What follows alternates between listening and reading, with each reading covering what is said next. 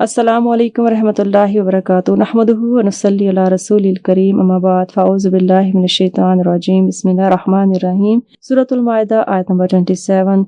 अल्लाह रब्बुल इज़्ज़त इरशाद फरमाते हैं, वत्लु अलैहिम नबा बनी आदम बिल हक़, और आप ए नबी सल्लल्लाहु अलैहि वसल्लम उन्हें आदम के दोनों बेटों का सच्चा वाक़या पढ़ के सुना दें। इस क़र्रबना क़ुरबानन, जब दोनों ने कुर्बानी पेश की, फ़तक़ुब्बिला मिन अहदिहिमा, तो पस अल्लाह ने एक की कुर्बानी कबूल कर ली, वलम युतक़ब्बल, और नहीं कबूल की, मिनल आखर, दूसरे की, क़ाला, कहा, लअक़्तुलन्नका, मैं ज़रूर बज़रूर तुम्हें कत्ल करूँगा, क़ाला, कहा, इन्नमा यतक़ब्बलुल्लाहु मिनल मुत्तक़ीन, बेशक अल्लाह तो मुत्तक़ीन की ही कुर्बानी को कबूल करता है। यहाँ वाक़या थोड़ा सा चेंज है लेकिन आपस में कोऑर्डिनेट भी है। बनी इसराइल के सारे वाक़यात के बाद, उन पे सज़ाओं के बाद ये वाक़या क्यों पेश किया गया, ये क्यों बयान किया गया, इसके अंदर क्या कोऑर्डिनेशन और हिकमत है, ये देखते हैं। जिस तरह हज़रत आदम अलैहिस्सलाम के दोनों बेटों की बात हो रही है, सेम इसी तरह बनु इस्माइल और बनु इसराइल दो बेटे थे हजरत इब्राहिम अलैहिस्सलाम के। ये उन्हीं की दो नस्लें थीं और आपस में चूंकि इनकी कोऑर्डिनेशन भाई होने की निस्बत से है, तो आप देखें हसद का मामला इनके दरमियान में आ गया। बनी इसराइल तो अपनी मजहबी सरदारी को छोड़ने के लिए तैयार नहीं थे। वो नहीं चाहते थे कि अब कोई नबी उनके अलावा भी आए। नबी आते चले गए। उनको इस तरह से फील होने लगा कि हम चहीते हैं, हम बेटे हैं, नबियों का आना तो बस हमारी ही नस्ल से होना चाहिए। इसी तरह जब उनकी कुतुब इंजील में, तौरात में सब कुछ जिक्र था कि एक नबी ने आना, तो वो ये समझे बैठे थे कि वो हमारी ही नस्ल से होगा। हुआ क्या, दूसरे भाई की नस्ल से आ गए ना। हजरत इसहाक अलैहिस्सलाम के बेटे याकूब अलैहिस्सलाम थे और बनी इसराइल उधर से आए थे। लेकिन ये जो दूसरी नस्ल थी, नबी सल्लल्लाहु अलैहि वसल्लम जिस नस्ल से आए थे, वो हजरत इब्राहिम अलैहिस्सलाम के बेटे इस्माइल अलैहिस्सलाम की नस्ल से थे तो दोनों भाई। लेकिन ये जेलस हो गए, हसद में आ गए, मुखालफत शुरू कर दी और नबूवत का इनकार कर दिया। यहाँ पर ये ऐसे ही है, सगे भाइयों के दरमियान कोई भी जेलसी क्रिएट हो सकती है। ये वाक़या में ये बता रहा है। अभी अगर हम सिर्फ कुरान से उठाएं तो आपको पता है कि कुरान हमें हज़रत आदम अलैहिस्सलाम के दो बेटों के दरमियान जेलसी का बता रहे। बनु इसराइल बनु इस्माइल के दरमियान दो भाइयों की जैसी मामले थे, फिर भी जेलसी है। हज़रत यूसुफ अलैहिस्सलाम और उनके भाइयों के दरमियान जेलसी मीन्स कि जितना करीबी शख्स होता है वो ज़रूरी नहीं होता कि वो आपकी कामयाबी पर भी खुश हो। हसद होता क्या है, पहले तो आप इस चीज़ को समझें। हसद जो है वो लोग करते हैं जो एक दिल की बीमारी में मुब्तला होते हैं। वही चाहते हैं कि जो नेमत किसी दूसरे को मिल गई वो उससे छिन जाए। हालांकि पॉजिटिव थिंकिंग ये थी कि जो नेमत किसी दूसरे को मिल गई वो उसकी तकसीम अल्लाह ने कर दी, उसकी किस्मत में था, उसको मिल गया। और जो नेमत हमारे पास है हम उसका शुक्र अदा करें। चाहेगा अल्लाह तो हमें वो नेमत से भी नवाज देगा, लेकिन ये अल्लाह की तकसीम है। लेकिन हसद जब आ जाता है तो अपनी नेमतें नज़र नहीं आती, दूसरों की नेमतों का छिन जाने की एक स्ट्रगल होती है। उसके लिए लोग फिर जादू करते हैं, उसके लिए लोग मुखालफतें करते हैं, खुद ब खुद अंदर से एक आग में पकते हैं, जिसकी वजह से जानी दुश्मन तक बन जाते हैं और अल्लाह माफ़ कर दे कत्ल तक की नौबत आ जाती है, जैसे हम इस वाक़े में आगे देखेंगे। यहाँ पर अल्लाह ताला नबी सल्लल्लाहु अलैहि वसल्लम से कह रहे हैं कि एक सच्चा वाक़या है। देखिए वाक़यात बहुत कुछ होते हैं। आदम अलैहिस्सलाम के दोनों बेटों का सच्चा वाक़या बेसिकली कुछ ना कुछ सच की ही तरफ गाइडलाइन दे रहा है। बहुत से आप वाक़यात की बुक्स उठाते हैं, बच्चों को आप कहते हैं स्टोरी टेलिंग होनी चाहिए, क्रिएटिव राइटर होना चाहिए, लेकिन आपने कभी ये सोचा है कि सच्चा राइटर कौन सा होता है? हम अपने बच्चों को ये नहीं सिखाते, हमारे स्कूल्स में भी नहीं होते। इमेजिनेशन जिसकी स्ट्रॉन्ग हो वो पता नहीं कितना इमेजिनेटरी राइटर बन जाता है। बट एवर राइटर्स की जितनी भी इकसाम है, अल्लाह से बड़ा कोई राइटर नहीं। अल्लाह के जो सारे वाक़यात हैं उसकी हिकमत, उसके लफ्ज़ मोती हैं और हर वाक़या सच है। मैं आपको ये बार बार ही कहूँगी, अभी आप इस वाक़े को पढ़ेंगे تو آپ کو لگے گا شاید آپ نے اس سے پہلے اس طرح کا پڑھا ہی کچھ نہیں تھا. کیوں؟ کیونکہ آپ کو لگے گا کہ یہ تو ہمیں سمجھ ہی اب آئی. اور میں حقیقت آپ کو بتا رہی ہوں کہ واقعات کے اندر کچھ چیزیں بہت امپورٹنٹ ہیں، وہ میں آپ کو بتاؤں گی. ہمیں تھوڑی سی نا احتیاط کرنی چاہیے. وہ یہ کہ ہم ایک مثال میں اسی واقعے سے دینے لگی ہوں. یہاں بیٹوں کے نام ڈسکس ہوئے، خود سوچیں، نہیں ہوئے. لیکن قرآن اور حدیث چونکہ اس کے معاملے میں چپ ہے، تو پھر ہم یہ حابیل اور قابیل کا نام جہاں سے لیتے ہیں وہ بھی ہمیں آپ کو بتانا ہے. وہ اسرائیلی روایات میں ان کے نام بیان ہوئے. اسی طرح یہ قربانی کیوں پیش کی گئی، اس کے بارے میں بھی کسی قرآن اور حدیث سے کوئی دلیل نہیں ملتی، کوئی واقعہ نہیں ملتا. جو روایات بھی آتی ہیں وہ بھی اسرائیلی روایات ہیں، مفسرین اس کو ہی بیان کر رہے ہوتے ہیں. پھر ایک اور بات جو حسن بصری کے حوالے سے تفسیر قرطبی میں لکھی ہے، وہ بھی تھوڑا سا آپ کو ڈسکس کرنا ضروری ہے. کہ دونوں بیٹوں کے بارے میں وہ کہتے ہیں کہ ضروری نہیں کہ حقیقی بیٹے ہوں، کیونکہ سبھی انسان آدم علیہ السلام کی اولاد تھے، اس لیے جو دو شخص کا ذکر وہ بنی اسرائیل سے تھے. لیکن یہ بات اس لیے صحیح معلوم نہیں ہوتی کہ صحیح بخاری کی ایک حدیث ضرور موجود ہے، وہ آپ سن لیں. وہ کیا ہے کہ عبداللہ رضی اللہ عنہ بیان کرتے ہیں کہ رسول اللہ صلی اللہ علیہ وآلہ وسلم نے فرمایا، جب بھی کوئی شخص کسی کو قتل کرتا ہے تو اس قتل کرنے کا گناہ آدم علیہ السلام کے پہلے بیٹے کو پہنچتا ہے، کیونکہ اس نے قتل کا آغاز کیا تھا. اس حدیث سے یہ بات معلوم ہوتی ہے کہ اگر بنی اسرائیل کی بات کی جائے تو آدم علیہ السلام اور ان کے درمیان تو ہزاروں سال کا واقعہ ہے، ہزاروں سال کا ایک فاصلہ ہے. اگر یہ پہلا قتل نہیں تھا تو پھر کس کی بات کی جا رہی ہے؟ بات واضح ہے کہ یہ دونوں حضرت آدم علیہ السلام کے ہی قریبی بیٹے، حقیقی بیٹے تھے. بنی اسرائیل سے ان کا تعلق نہیں تھا. اب قربانی پیش کی گئی، ٹھیک ہے، اس کے بارے میں ہمیں اتنا پریشان نہیں ہونا. کہ کیوں پریشان ہونا ہے؟ تو وہ چیز، وہ ہائی لائٹ کی ہوئی چیز جو اللہ تعالیٰ نے اس پورے واقعے سے ہمیں قرآن میں چند لفظوں میں سمجھا دی، وہ کیا ہے؟ پہلی بات، یہ سچا واقعہ ہے. دوسری بات، پھر اللہ کہتے ہیں جب دونوں میں سے ایک کی قربانی قبول ہوئی، دوسری کی قربانی قبول نہیں کی گئی. اصل میں قربانی کا قبول ہونا دراصل اللہ کی طرف سے کسی ایک بھائی کے لیے پسندیدگی کا اظہار تھا. اور چونکہ اسرائیلی روایت میں لوگوں نے نام اور واقعہ بیان کیا ہے، تو وہ ایک میں آپ کو واقعہ بیان کر دیتی ہوں، اور پھر آگے آپ کو بخاری میں یہ حکم ہے کہ ان کی نہ تصدیق کرو نہ تکذیب کرو. تو روایات جو بیان کی ہیں وہ میں بتا دیتی ہوں آپ کو، لیکن یہ یاد رکھیں یہ حدیث کا واقعہ نہیں ہے. ایک روایت یہ تھی کہ حضرت آدم علیہ السلام کے ہاں جڑواں بچے پیدا ہوتے، ایک بھائی اور بہن کے طور پہ. ایک ہی حمل سے پیدا ہونے والے بھائی کا اگلے حمل سے پیدا ہونے والی بہن سے نکاح ہو جاتا. اسی طرح بہن کا اگلے حمل کے بھائی سے نکاح ہو جاتا. جڑواں بہن بھائی کا آپس میں نکاح نہیں ہوتا، یہ رول تھا. بعض تفاسیر میں یہ ہے کہ قابیل کے ساتھ جو بچی پیدا ہوئی، یعنی اس کی بہن، وہ بہت خوبصورت تھی، لیکن اس کا نکاح جو ہے وہ حابیل سے ہونا تھا. قابیل نے کہا کہ میرے ساتھ جو پیدا ہوئی وہ زیادہ خوبصورت ہے، میں اسی سے نکاح کروں گا، یعنی کہ جو جائز نہیں تھا اس وقت میں. اس پر دونوں کا جھگڑا ہو گیا. آدم علیہ السلام نے فیصلہ کر دیا کہ یہ غلط بات ہے، اس لیے نکاح ہوگا ہی نہیں. جھگڑے سے بچنے کے لیے تم قربانی پیش کرو. جب ایسا ہوا تو حابیل جس کا حق تھا اس کی قربانی قبول ہو گئی، قابیل کی قربانی رد ہو گئی. اب اس نے اللہ کی یہ نشانی کو ماننے سے انکار کر دیا اور کہا کیا کہا کہ قال لَأَقْتُلَنَّكَ، میں تجھے ضرور بضرور قتل کر دوں گا. یہ اس نے کہہ کر اپنا فیصلہ سنایا. یہاں پہ یاد رکھیں کہ قربانی کی قبولیت کا فیصلہ اللہ نے آسمانوں سے کیا. چاہیے تو یہ تھا کہ اللہ کی بات کو مانا جاتا، لیکن ہوتا یہ ہے کہ جب انسان حسد میں ہوتا ہے تو وہ غصے میں تبدیل ہو جاتا ہے اور انسان لمٹس کراس کر جاتا ہے. حسد سے تو نیکیاں بھی جل کے ختم ہو جاتی ہیں. حسد انسان کی اچھائیوں کو بھی کھا جاتا ہے. تو اس لیے ذہن میں یہ نہیں رکھنا چاہیے کہ وہ چیز مجھے مل کے، don't be crazy for something. اتنا کریزی ہونا کسی چیز کے لیے کہ وہ چیز آپ کو مل جائے. وہ خاتون، ایک مثال اگر روایات کو ہم دیکھتے ہیں، وہ مل جائے. کچھ لوگوں کے لیے نا کریزینس ہوتی ہے اولاد کے حوالے سے، بس اولاد ہو جائے، کسی طرح ہو جائے. اور اگر کسی اور کی ہوتی ہے تو دوسرے کے دل میں حسد جذبات ایسے پیدا ہو جاتے ہیں. کسی بھی معاملے میں کریزی ہونے سے بچیں اور اللہ سے قبولیت کی دعا مانگتے رہیں. اچھا، قبولیت کہاں سے آتی ہے؟ یہ بڑا پیاری ٹپ ہے.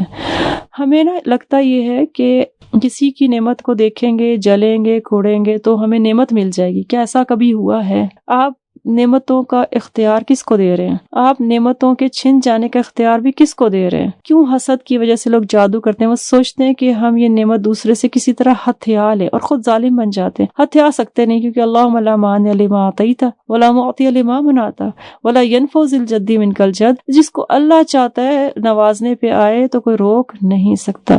موسیٰ علیہ السلام بچے تھے، پیدائش ہوئی، بچانے پہ اللہ آئے تو فرعون کے دربار میں ہی بچا لیا۔ تو اللہ تعالیٰ تو ہر چیز پہ قادر ہے نا۔ کیسے ہو سکتا ہے کہ نعمت جس سے ملنی ہو اس کے ساتھ تعلق برا ہو جائے، اللہ کے ساتھ تعلق برا ہو جائے؟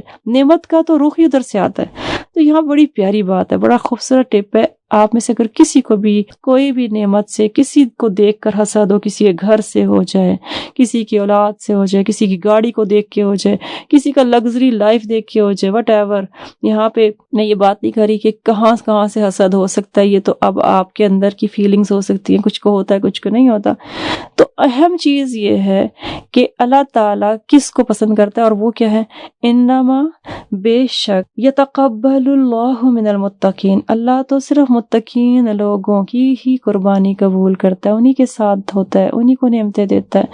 سبحان اللہ، یہ رول ہے۔ حسد کی بجائے متقین کی صفت میں شامل ہونے کی کوشش کریں۔ یہ رمضان ہے، مہینہ ہے، دلوں کی کیفیت کو چینج کریں، سوچوں کو بدلیں۔ یہ سوچ لیں کہ اللہ نے اگر قربانی یا کوئی بھی چیز قبول کرنی ہے، دعا تک قبول کرنی ہے، کچھ دینا ہے آپ کو، تو وہ تقوی کے ساتھ ملتا ہے۔ ہمارے لیے نصیحت بھی یہی ہے کہ ہم نے اللہ کے ڈر سے معاملات کو سیدھا کرنا ہے، اس کی رضا کے لیے اس کی ناراضگی سے بچنے والے کام کو چھوڑ دینا ہے، سٹاپ کر دینا ہے۔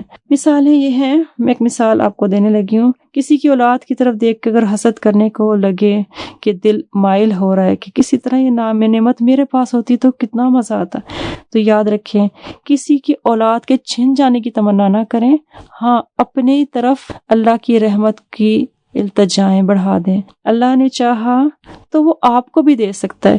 جیسے حضرت زکریا علیہ السلام اولاد چاہتے تھے، مریم علیہ السلام کے پاس آئے تو دیکھا کہ بے موسمی پھل ہیں، تو انہوں نے یہ نہیں کیا کہ اس سے پھل چھن جائیں، کہا تیری قدرت کتنی عظیم ہے۔ دیکھیں سوچ کا دائرہ ہوتا ہے نا، چھننے کی بات سوچی ہوتی تو حضرت زکریا علیہ السلام کو ایک نیگیٹو فیلنگ کے ساتھ آپ پاتے، نبیز تھے وہ، ویسی سوچ نہیں رکھتے تھے۔ انہوں نے حضرت مریم کو دیکھا، کہا میرا رب تو اتنی قدرت والا، جو بے موسمی پھل دے سکتا ہے وہ بے موسمی اولاد بھی تو دے سکتا ہے۔ تو اسی طرح بے موسمی اولاد سے مطلب یہ کہ جو کنڈیشنز تھیں بیوی کے حوالے سے، ان کی اپنی ایج کے حوالے سے، اس کے باوجود وہ معجزے کو بلیو کر گئے، تو انہوں نے ایک مانگ لیا، ٹھیک ہے۔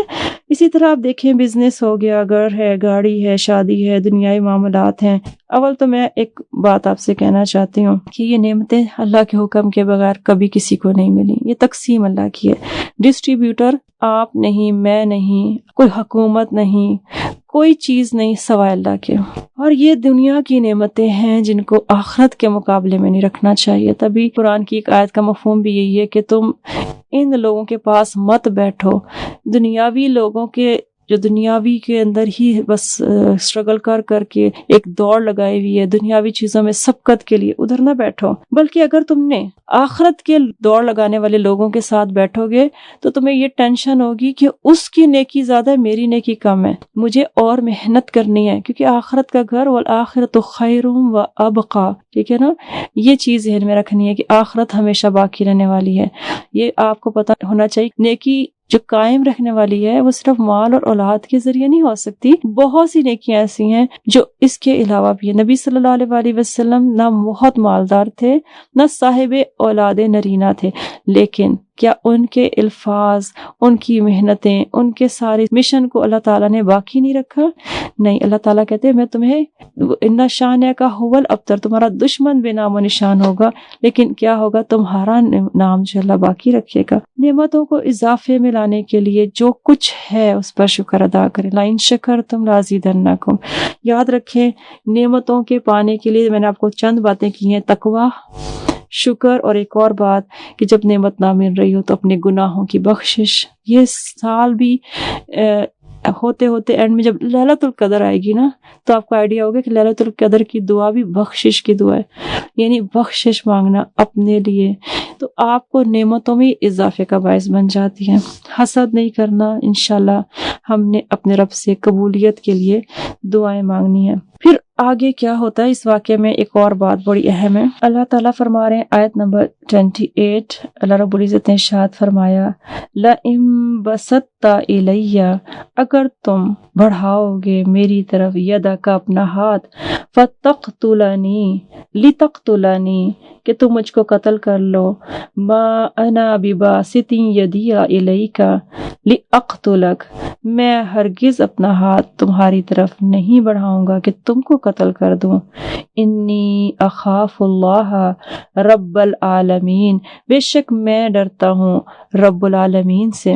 ایک بہت بڑے یہاں پر اس واقعے میں حکمت بیان کی جا رہی ہے۔ قابیل اور حابیل کا نام لے کے اگر ہم بات کریں تو انہوں نے، ایک نے کہا تھا کہ میں تمہیں قتل کروں گا، تو دوسرا آگے سے رسپانس میں یہ نہیں کہنے لگا کہ میں بدلہ لوں گا۔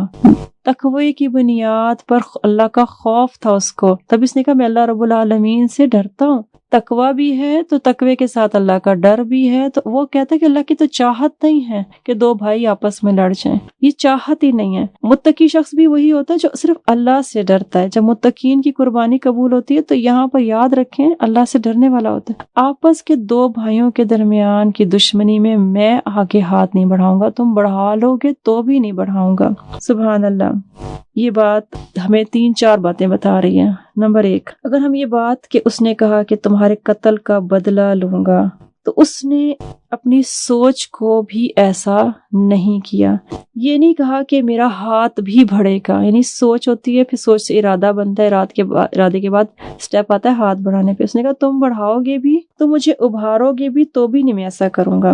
اب آپ دیکھیں گھروں میں بچے جب لڑتے ہیں، یہ بات بڑی امپورٹنٹ میں بتانا چاہتی ہوں، تو ہوتا یہی ہے کہ ایک اگر دوسرے کو لگا دیتا ہے تو دوسرا جو ہے وہ اس کو لگا دیتا ہے، ایسے ہی ہوتا ہے نا۔ یہاں پر آ کر ہمارے لیے کچھ رمضان ایک نصیحت کرتا ہے، وہ کیا ہے کہ جب کوئی تم سے لڑے، گالی گلوچ ہو جائے، لڑائی تو ہو ہی سکتی ہے نا، کچھ بھی ہو سکتا ہے، تو پھر آپ اس کو کیا کہیں کہ آپ نہیں آگے سے رہے، کہ انی صائمن، میں روزے سے ہوں، روزہ ڈھال بن رہا ہے کہ میں نہیں بڑھاؤں گا، تم مار رہے ہو، رک جاؤ، کیونکہ اب رکنا بہتر ہے نہ کہ اس کو لمبا کرنا۔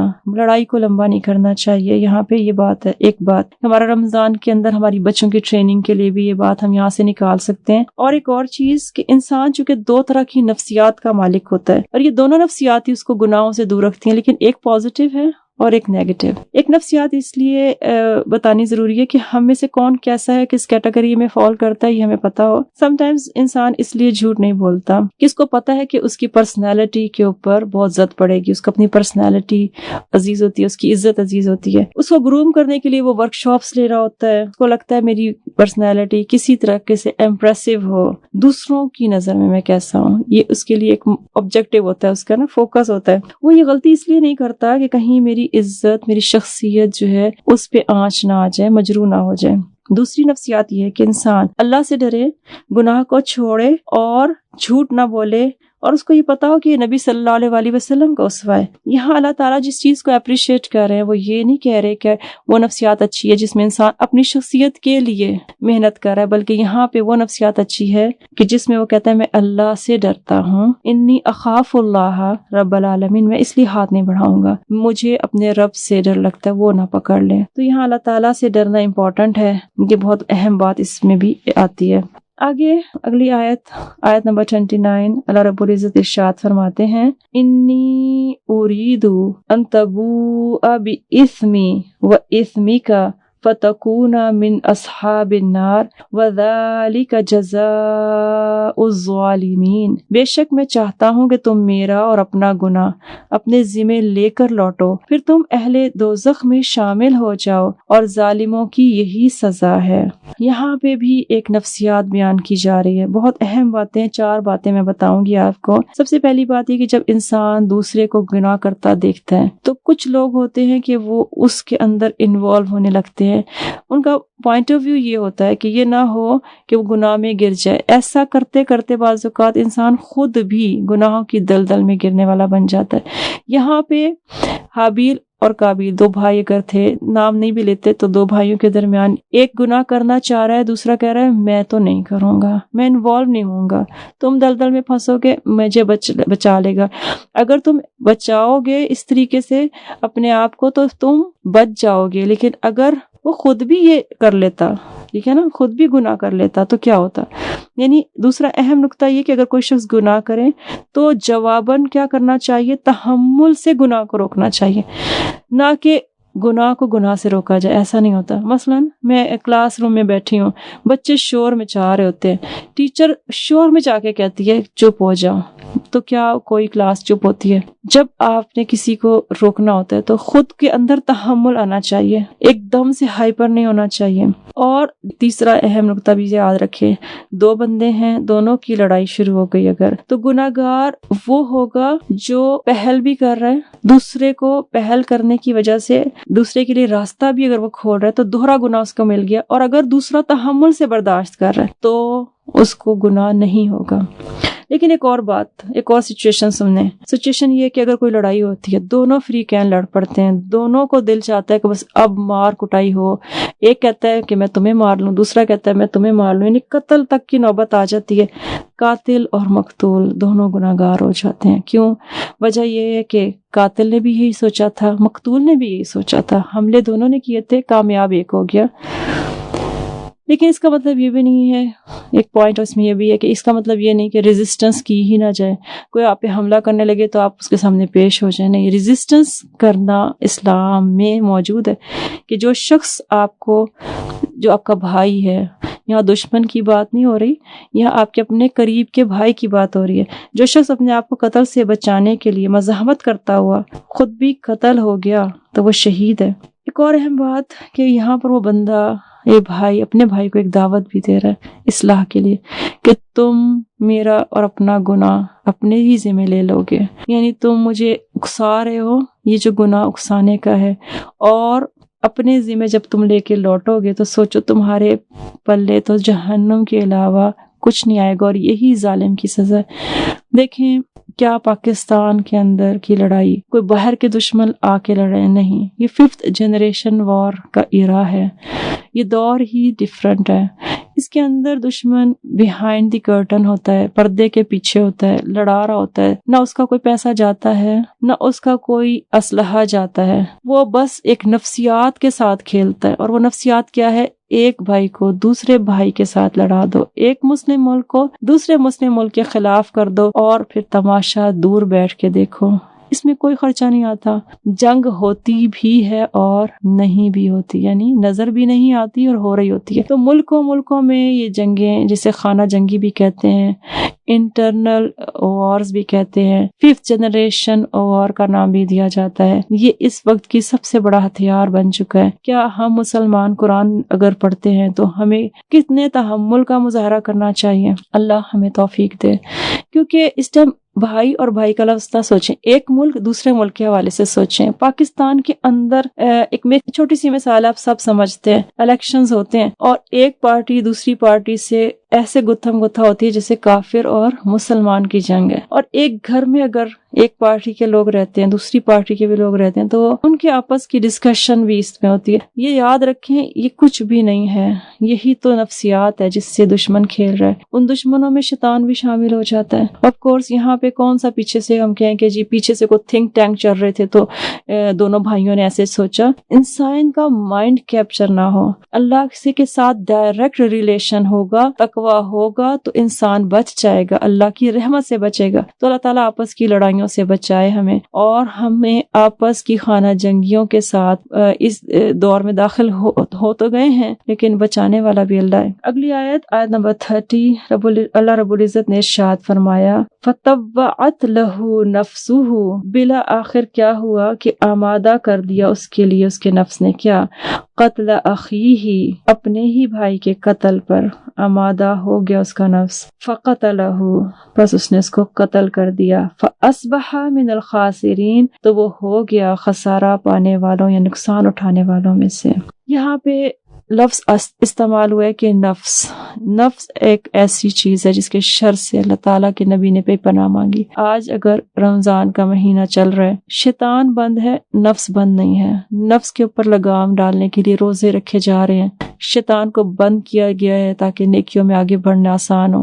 تبھی دعا مانگی گئی ہے، اللہم انی اعوذ بک من شر نفسی و شر شیطانی و شرکہ، کہ انسان کا نفس جو ہے وہ ابھارتا ہے، اور اگر اس کو وہ آمادہ کر دے تو وہ گناہوں میں انوالو ہو جاتا ہے، انڈلج ہو جاتا ہے۔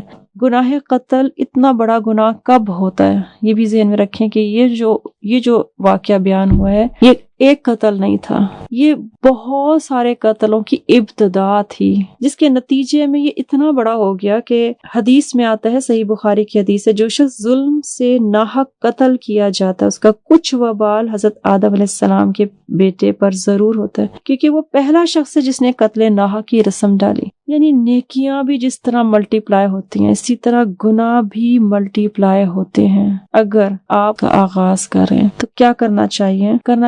حدیث سے دیکھتے ہیں، حضرت محمد صلی اللہ علیہ وآلہ وسلم نے فرمایا، جس نے اسلام میں کوئی اچھا طریقہ رائج کیا تو اس کے لیے اس کا اجر ہے، اور ان کے جیسا اجر بھی جنہوں نے اس کے بعد اس طریقے پر عمل کیا، اس کے بغیر کہ ان کے اجر میں کمی ہو۔ اسی طرح جس نے اسلام میں کسی برے طریقے کی ابتدا کی تو بھی اس کا بوجھ اس کے اوپر ہی ہے۔ دیکھیں، ہم یہاں پہ اگر ایک برائی کو دیکھ رہے ہیں کہ ایک شخص نے قتل کیا، اور جتنے بھی قتل ہو رہے ہیں اس کا حصہ اس بندے کو مل رہا ہے جس نے ابتدا کی، تو کوئی ایسی نیکی کر جائیں جس کو ابتدا آپ کریں، چاہے وہ اپنے خاندان میں ابتدا بنا لیں، پہلا قطرہ بن جائیں، نیکی کا پہلا قطرہ۔ کوئی پردہ نہ کرتا ہو آپ شروع کر دیں، کوئی نماز نہ پڑھتا ہو آپ پڑھنا شروع کر دیں، کوئی اس طرف نہ آتا ہو قرآن کی طرف آپ قرآن پڑھنا شروع کر دیں۔ اپنے ادارے کا پہلا قطرہ، کوئی آپ کے کلاس سے اٹھ کے یہ نہ سوچتا ہو کہ نماز امپورٹنٹ ہے، قرآن امپورٹنٹ ہے، دنیا داری، آپ شروع کر دیں۔ کیوں دیکھتے ہیں دوسروں کی طرف؟ آپ پہلا قطرہ بنیں۔ جس دن آپ بن جائیں گے، کسی ادارے میں نیکی کی بنیاد ڈالیں گے، کسی ادارے میں قرآن کی کلاسز شروع کریں گے، جو میں چاہتی ہوں کہ ینگ جنریشن اس کو لے، کیونکہ ہمیں آگے آنے والے دور میں سب سے زیادہ یہی ایک چیلنج کا سامنا کرنا پڑے گا، جس میں ہمارا نیو جنریشن، نیو ایرا جو ہے وہ قرآن کے ساتھ، صحیح عقیدے کے ساتھ جڑے، وہ ان باتوں کے ساتھ نہ جڑے کہ جس میں اداروں کے اندر غیر مسلموں کی رسومات کو فوکس کیا جاتا ہے اور بس پھر اسی کے دل کے ساتھ دنیا گھمائی جاتی ہے۔ نہیں، وہ اپنے اوپر چیکس لگائے، اتنا زیادہ اپنے، یعنی اس واقعے کو آپ دیکھ سکتے ہیں کہ کتنا سیلف کنٹرولنگ پاور ہونی چاہیے کہ تم تو مجھے کہہ بھی رہے ہو، مجھے قتل بھی کرو، بھائی بھی میرے ہو، غلطی بھی میری نہیں ہے، میں پھر بھی جواباً کیا کروں گا، یہ وہ بتا رہے ہیں۔ تو کیا اتنا زیادہ سیلف کنٹرولنگ پاور آپ سب میں سے کسی میں ہوگی؟ یہاں بہت بڑی ایک ہمارے لیے نصیحت ہے۔ ہم تو کوئی گالی برداشت نہیں کرتے کہ اپنے بھائی کو گالی کا جواب میں اس سے بڑی گالی دینے کے لیے تیار ہو جاتے ہیں۔ تو میں سب اسٹوڈنٹ سے یہ کہوں گی کہ ہمیں پہلا قطرہ بننا ہے نیکی کا، تاکہ وہ ملٹی پلائی ہو۔ وہ جگہ ڈھونڈیں جہاں اندھیرا ہے، روشنیاں پھیلائیں۔ بہت سی لوگوں سے جب میں بات کرتی ہوں تو وہ کہتے ہیں ہم اپنے علاقے میں کیسے کام کریں، بڑا مشکل ہے، کوئی پڑھتا ہی نہیں، کوئی آتا ہی نہیں۔ وہیں تو مزہ ہے جہاں اندھیرا، وہاں جگنو کیا، اتنی باریک سی روشنی کی بھی کرن کافی ہو جاتی ہے۔ تو اس چیز کو سوچیں کہ اندھیروں میں روشنی چلائیں، یعنی کہ بہت روشنی ہو تو آپ اپنی روشنی چلائیں، اس کی ویلیو کیا ہوگی؟ کم ہوگی نا۔ تو اللہ تعالیٰ یہی چاہتے ہیں کہ ہم وہاں کام بھی کریں جہاں اجر زیادہ سے زیادہ ہو۔